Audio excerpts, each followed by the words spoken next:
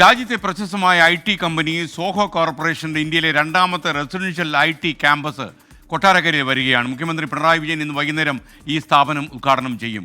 പ്രാദേശിക തലത്തിൽ യുവതയുടെ തൊഴിൽ നൈപുണ്യവും ഒക്കെ ലക്ഷ്യമാക്കി പ്രവർത്തിക്കുന്ന സോഹോ കോർപ്പറേഷന്റെ കൊട്ടാരക്കരയിലെ ക്യാമ്പസിനെ കുറിച്ചാണ് ഈ റിപ്പോർട്ട്.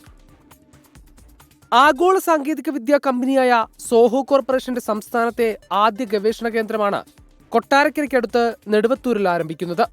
മനുഷ്യ സൗഹൃദമായ റോബോട്ടുകളും ചാറ്റ് GPT പോലെ പ്രാദേശിക ഭാഷയിൽ ഏതു ചോദ്യത്തിനും ഉത്തരം ലഭിക്കുന്ന സോഫ്റ്റ്വെയറുകളും ഇനി കൊട്ടാരക്കരയിലും നിർമ്മിക്കുമെന്ന് സാരം.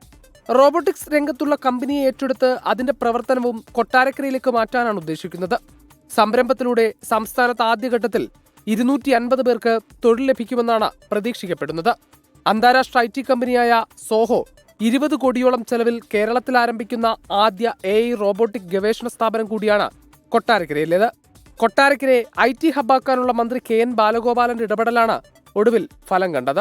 കേരളത്തിന്റെ ചെറുനഗരങ്ങളിൽ പലയിടത്തും ഇത്തരം സ്ഥാപനങ്ങൾ വരുന്നുണ്ട്. അപ്പോൾ അതൊരു മോഡലാണ്. കേരളം എന്ന് പറഞ്ഞാൽ 1-2 നഗരങ്ങളല്ല, ബാംഗ്ലൂരിലും ഹൈദരാബാദിലും പോയി ജോലി ചെയ്യുന്ന ആൾക്ക് മാത്രമല്ല, ഇവിടെ വന്ന് ഈ നാട്ടിൽ ചെയ്യാൻ പറ്റും എന്നുള്ള ഒരു നല്ല മോഡലാണ്. അതിന്റെ ഒരു ഉദാഹരണമാണ് സോഹോ.